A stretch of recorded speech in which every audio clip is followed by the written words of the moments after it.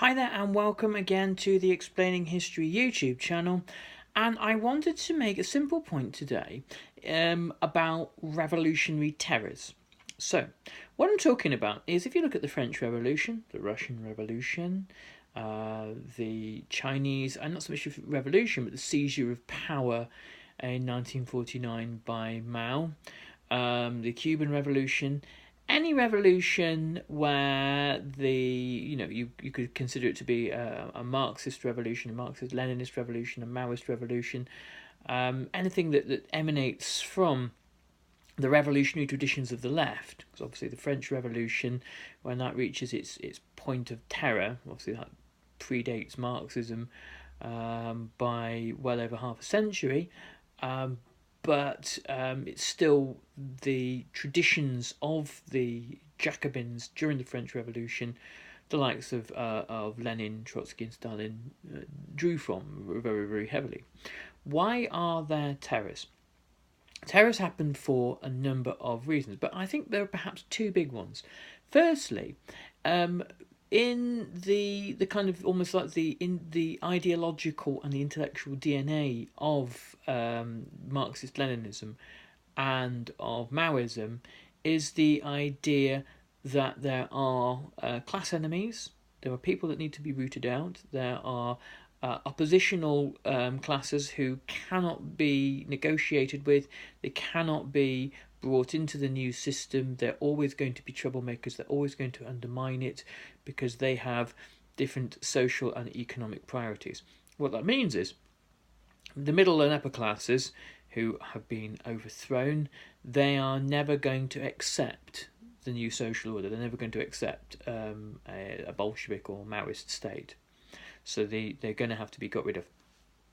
Now, the way that Lenin, Stalin, and Mao looked at this is the quicker you do it, the better for everybody. It's nasty business, but it has to be done because you're following the rules of history, the dictates of history, the laws of history. So you have to do it.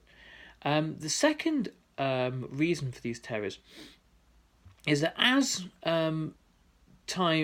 the new states in Russia and China and other places developed in their own often haphazard and poorly planned and chaotic ways, the idea that Marxist-Leninism or Maoism was perhaps flawed in some way, that couldn't be acknowledged. Instead, what had to be acknowledged is that class traitors, class enemies, troublemakers, fifth columnists, the enemy within was constantly there and was wrecking things.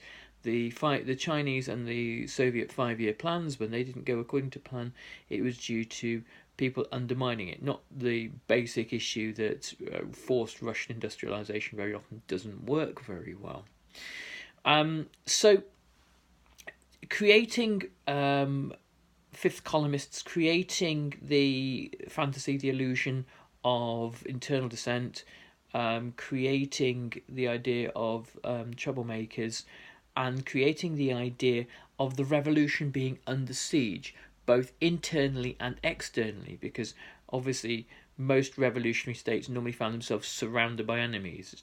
France, Russia, China, or all had the imagined and the not so imagined sense of being encircled, and so a revolutionary siege mentality breaks out. But in general, one of the all of these factors combine to justify and necessitate terror, but the terror itself has a distinct advantage in that it allows a one-party state to establish itself, and that is the ultimate end game.